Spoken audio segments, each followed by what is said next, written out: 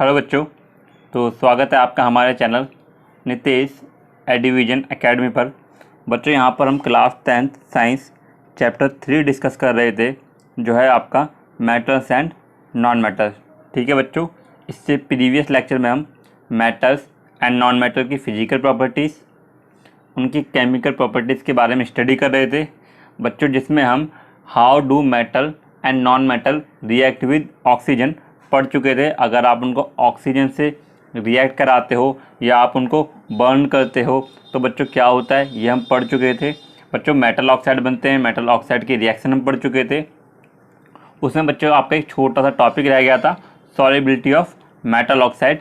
ठीक है बच्चों, तो आज पहले मेटल ऑक्साइड की सॉल्युबिलिटी की बात करते हैं और उसके आगे आपका chemical reaction with water start करेंगे। देखिए बच्चों, आपका जो टॉपिक था solubility of metal oxide in water.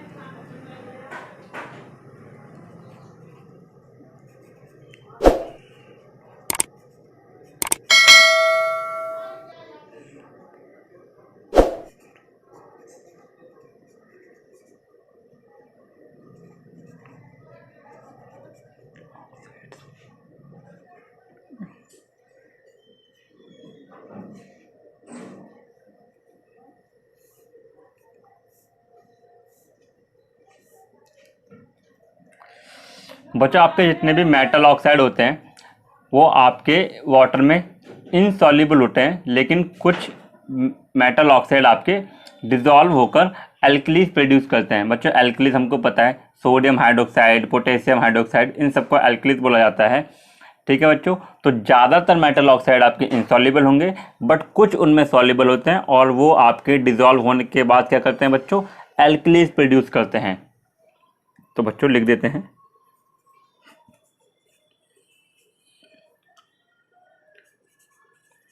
most metal oxides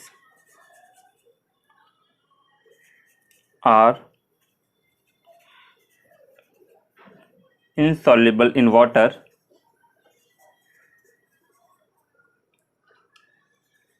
but some of these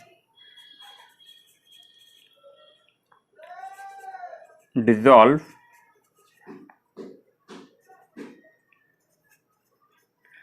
in water to form, बच्चों क्या बनाएंगे वो आपका एल्कलीज। ठीक है बच्चों, अब एल्कलीज बनाने के लिए जो आपके दो सबसे ज़्यादा ऑक्साइड यूज़ की जाती हैं बच्चों, वो हैं आपकी sodium oxide and potassium oxide. तो बच्चों sodium oxides and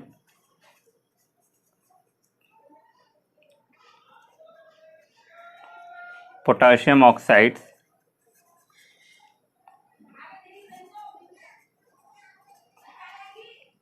dissolve in water to produce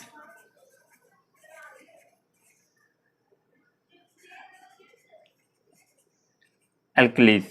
ठीक है बच्चों, तो इनकी केमिकल रिएक्शन की बात करते हैं कि अगर ये आपके एल्कलीज प्रोड्यूस करेंगे तो केमिकल रिएक्शन क्या होती है। तो बच्चों जो आपका सोडियम ऑक्साइड होता है Na2O, अगर आप उसको वाटर में डिजोल्व करोगे, H2O से रिएक्ट कराओगे तो आपका बनता है NaOH। ठीक है बच्चों, इसको बैलेंस करेंगे तो यहाँ पे 2 आ जाएगा। ये था आपका बच्चों when sodium oxide react with water form sodium hydroxide. इसी तरह बच्चों आपका पोटेशियम ऑक्साइड होता है और जब वो आपका वाटर से रिएक्ट करता है तो बच्चों वो बनाता है आपका पोटेशियम हाइड्रोक्साइड।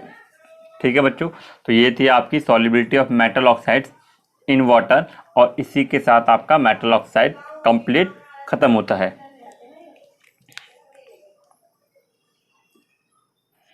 तो बच्चों बात करते हैं हम अपने आज के टॉपिक से, जो है आपका reaction of metals with water. जो आपके मेटल होंगे वो वाटर से किस तरह रिएक्ट करते हैं, कौन सी जनरल इक्वेशन होती है, किस तरह का प्रोडक्ट आपका फॉर्म होता है।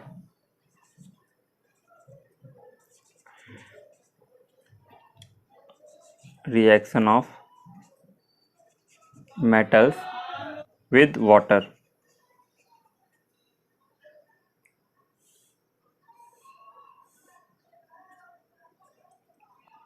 बच्चे जो आपके मेटल होते हैं, अगर आप इनको वाटर के साथ रिएक्ट कराओगे तो ये आपका मेटल ऑक्साइड बनाते हैं और हाइड्रोजन गैस लिबरेट करते हैं। ठीक है बच्चों, और आपके मेटल ऑक्साइड जो होते हैं, जो सॉल्युबल हो सकते हैं, वाटर में डिजॉल्व हो सकते हैं, वो आपके फर्दर वाटर से रिएक्ट करके क्या करते हैं बच्चों, मेटल हाइड्रोक्साइड बनाते हैं। जो अभी हमने जस्ट इससे पहले पढ़ा है कि अगर आपके मेटल ऑक्साइड वाटर में डिजॉल्व होते हैं, सॉल्युबल होते हैं, तो आपके एल्कली यानी मेटल हाइड्रोक्साइड बनाते हैं।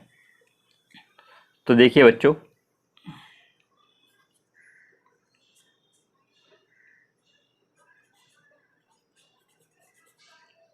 metals react with water and produce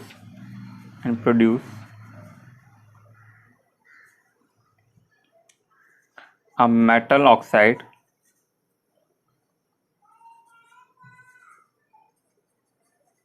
and hydrogen gas।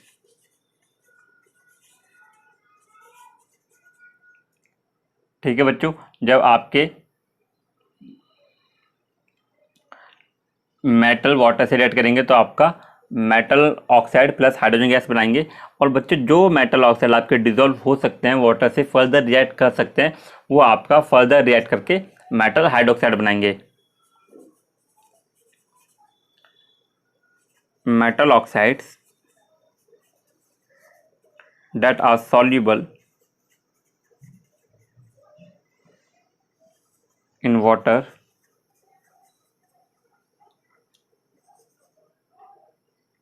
dissolve in it। ठीक है बच्चों, वो उसके अंदर क्या हो जाएंगे, घुल जाएंगे। टू फर्दर फॉर्म, क्या बनाएंगे बच्चों, मेटल हाइड्रोक्साइड।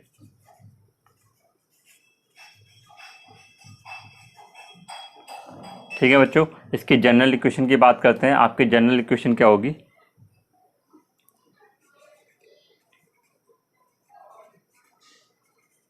तो बच्चों जो जनरल इक्वेशन होगी इसकी, वो होगी आपकी metal plus water form metal oxide plus hydrogen gas. ठीक है बच्चों, ये आपकी एक रिएक्शन हो गई। अगर मेटल ऑक्साइड आपके रिएक्ट कर सकते हैं दोबारा, तो बच्चों वो क्या हो जाएगा आपका,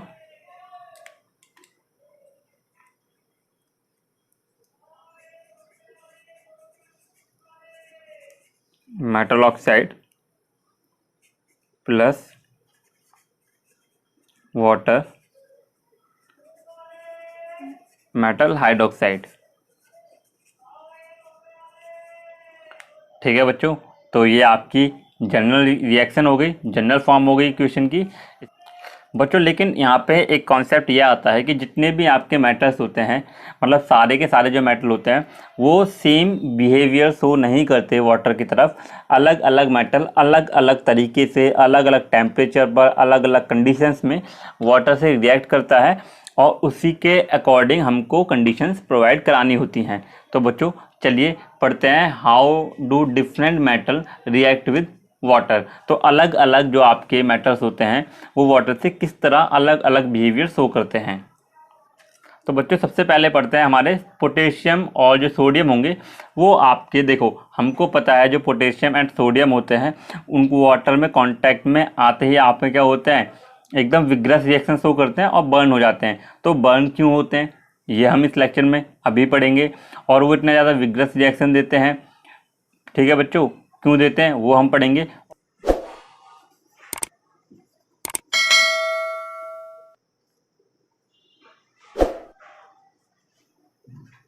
reaction of sodium and potassium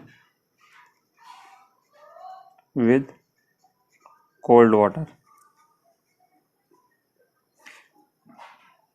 बच्चों देखिए, सोडियम एंड पोटेशियम आपके ऑलरेडी क्या होते हैं, काफ़ी ज़्यादा एक्सोथर्मिक रिएक्शन परफॉर्म करते हैं वाटर के साथ, तो अगर हम इसको हॉट वाटर के साथ या स्टीम के साथ रिएक्ट करेंगे तो ये रिएक्शन और ज़्यादा विग्रस हो जाएगी, और हम हॉट वाटर या स्टीम वहाँ पर लेके आएंगे जो वाटर से जनरली जल्दी रिएक्शन परफॉर्म नहीं करते। लेकिन सोडियम और पोटेशियम तो बहुत ज़्यादा रिएक्टिव होते हैं वाटर की तरफ, इसलिए हम इसको कोल्ड वाटर से रिएक्ट करेंगे जिससे रिएक्शन पर थोड़ा सा कंट्रोल हमारा हो जाए, रिएक्शन ज़्यादा विग्रस ना हो जाए।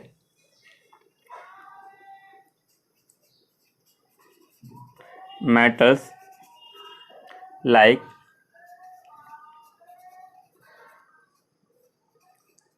potassium and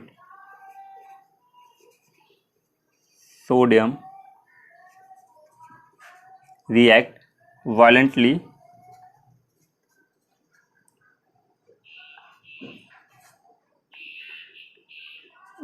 with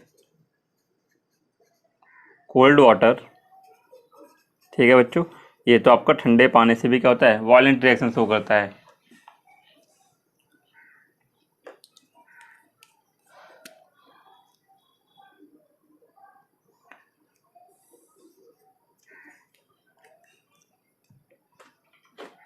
तो बच्चों अगर आपसे आपको ये क्वेश्चन पूछ ले कि जो रिएक्शन है जैसे सोडियम और पोटेशियम रिएक्ट करेंगे और रिएक्ट करते वो आग पकड़ लेते हैं, बोलते हैं उनमें आग लग जाती है, तो क्यों हो जाती है? तो बच्चों उसका रीजन सुनिए। In case of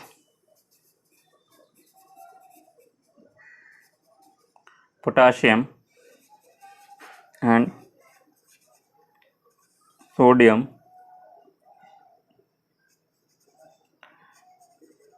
the reaction is so violent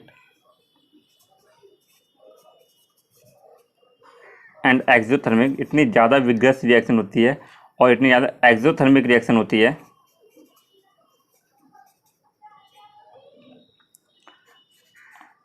that the evolved hydrogen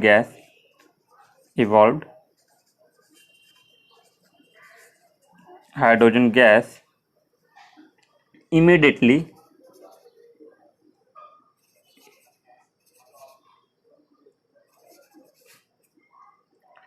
catches fire। तो बच्चों देखिए, अगर आपके सोडियम और पोटेशियम रिएक्ट करते हैं वाटर के साथ तो सोडियम पोटेशियम में आग नहीं लगती। सोडियम और पोटेशियम की रिएक्शन के बाद जो हाइड्रोजन गैस निकलती है वो उस एक्सोथर्मिक हीट उसके वजह से जलने लगती है, वो आग पकड़ती है, हाइड्रोजन गैस बर्न होती है और उसकी वजह से उस रिएक्शन में क्या होता है, ब्लास्ट होता है।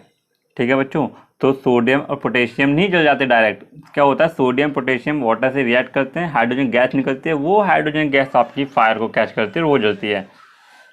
ठीक है बच्चों, चलिए इसकी रिएक्शन लिख के देखते हैं।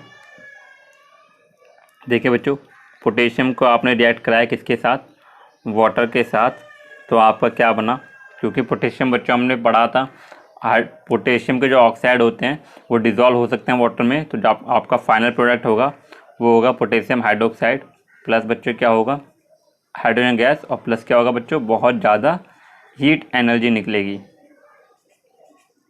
इसको बैलेंस कर सकते हैं हम।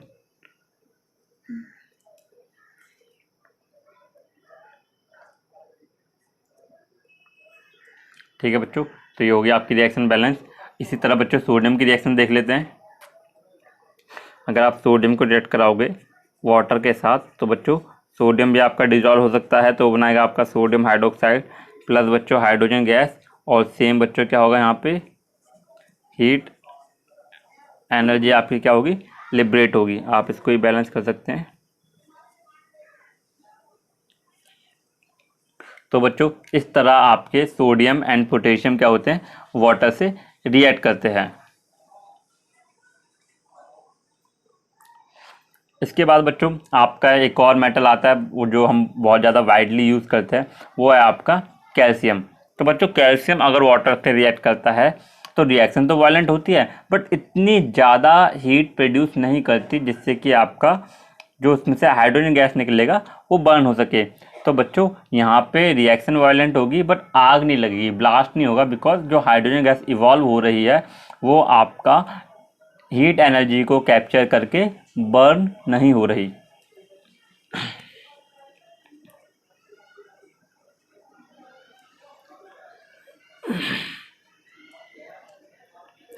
बच्चों reaction of calcium with water. तो बच्चों किस तरह रिएक्शन होती है देखिए,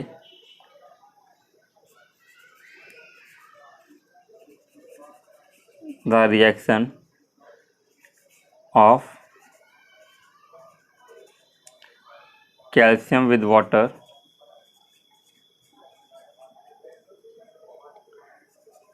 is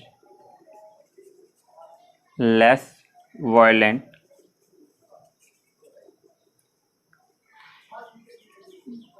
the heat evolved is not sufficient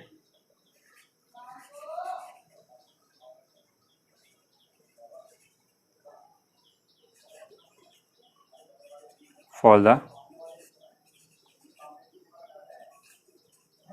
hydrogen to catch fire। ठीक है बच्चों, केमिकल रिएक्शन लिखते हैं। देखिए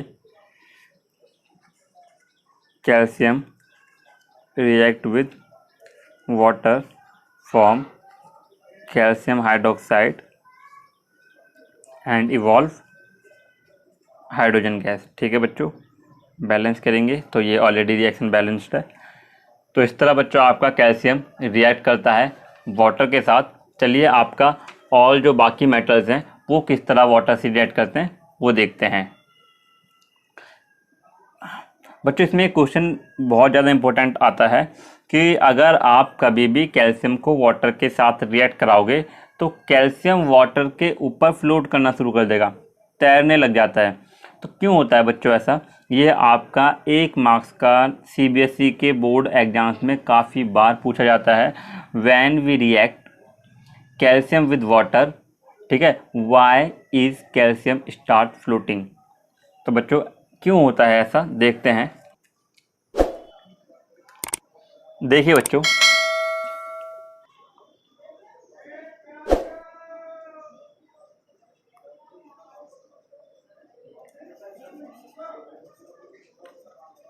calcium start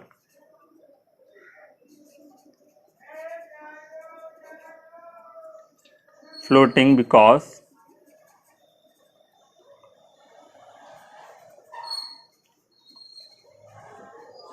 the bubbles of hydrogen gas formed stick to the surface of matter, to the surface of metal। देखिए बच्चों, मान लीजिए ये वाटर है आपका,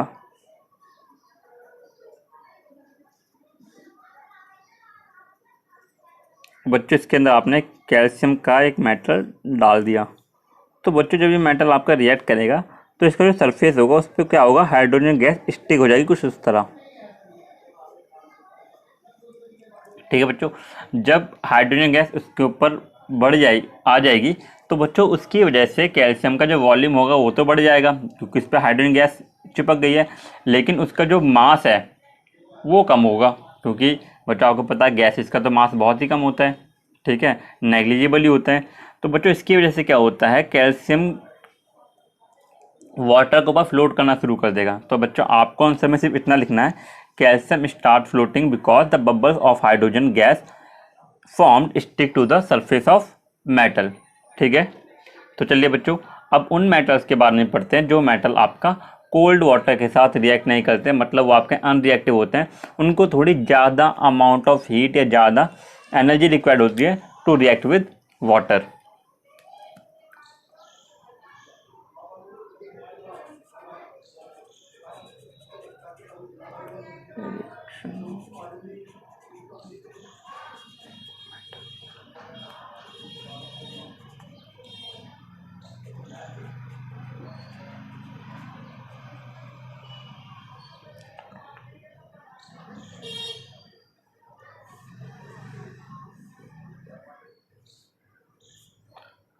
देखिए बच्चों, जो आपका मैग्नीशियम होता है बच्चों, वो आपका कोल्ड वाटर के साथ रिएक्ट नहीं करता।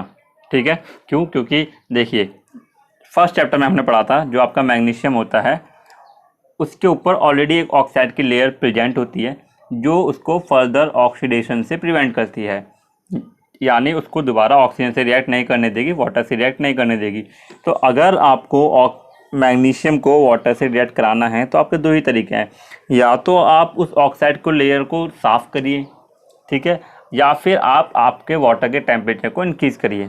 तो बच्चों, साफ़ करने के बाद भी हल्की सी लेयर प्रेजेंट होती है, इसलिए हमको हाई एनर्जी की रिक्वायरमेंट होती है मैग्नीशियम को वाटर से रिएक्ट कराने के लिए। तो बच्चों, magnesium does not react with cold water, it react with hot water। ठीक है बच्चों, हॉट वाटर से रिएक्ट करता है to form,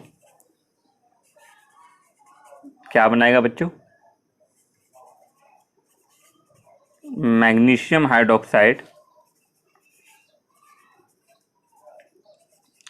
and hydrogen gas.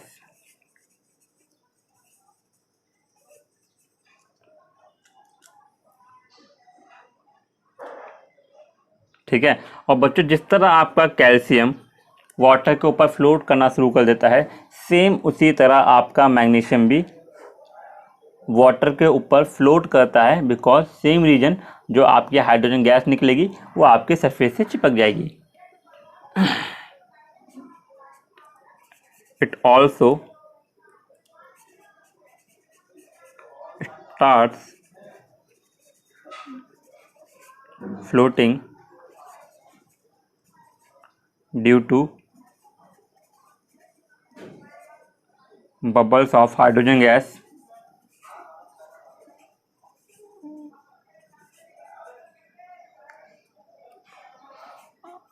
stick to its surface. ठीक है बच्चों, तो ये आपका रिएक्शन हो गई मैग्नीशियम की। अगर बच्चों आप इसका केमिकल इक्वेशन लिखना चाहो तो सिंपल हो सकती है आपका Mg प्लस वाटर। बच्चों, वाटर ध्यान रखना, वाटर आपका हॉट होगा तो बनेगा आपका ये MgOH का ट्वाइस, प्लस बच्चों क्या हो जाएगा ये आपका हाइड्रोजन गैस।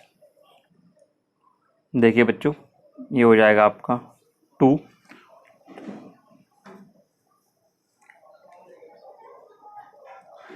यह है बच्चों आपकी balance chemical equation, reaction of magnesium with hot water.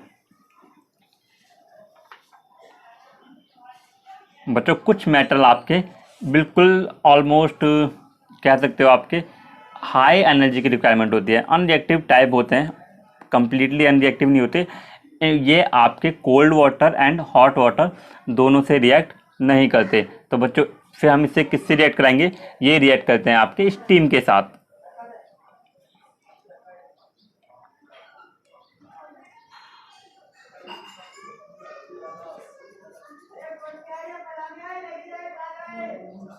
Reaction of metals with steam। तो बच्चों, कुछ आपके मेटल्स होते हैं जैसे एल्युमिनियम, जिंक, आयरन, बच्चों ये ना ही हॉट वाटर से रिएक्ट करते हैं ना ही कोल्ड वाटर से रिएक्ट करते हैं, तो इनकी जो रिएक्शन होती है वो स्टीम के साथ होती है। इनको ज़्यादा एनर्जी की रिक्वायरमेंट होती है वाटर से रिएक्ट करने के लिए। Metals like aluminium,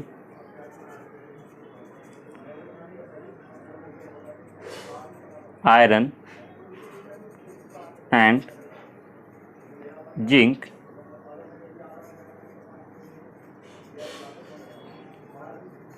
do not react with either cold और हॉट वाटर। ठीक है बच्चों, तो इनको रिएक्ट कैसे करोगे? आप इनको रिएक्ट करोगे स्टीम के साथ, but they react with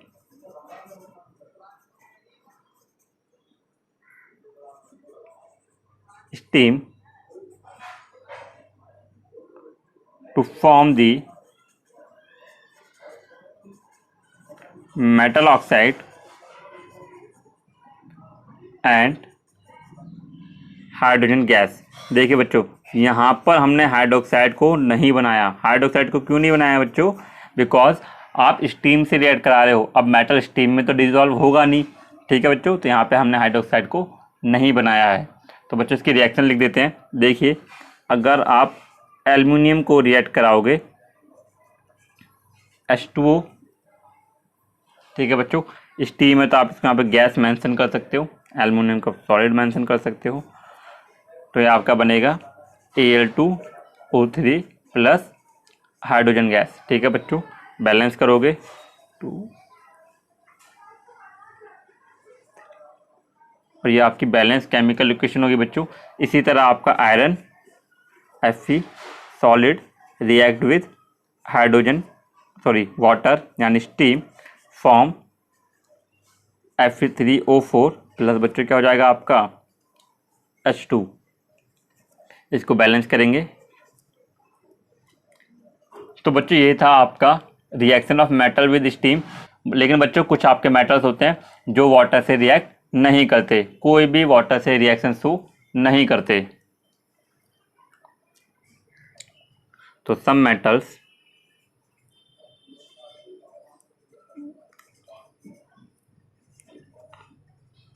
do not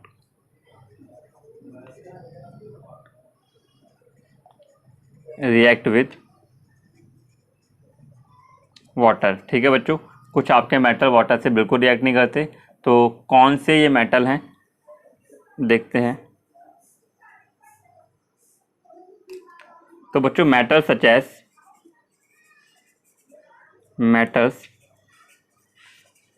as lead, ठीक है बच्चों, copper, silver and gold do not react with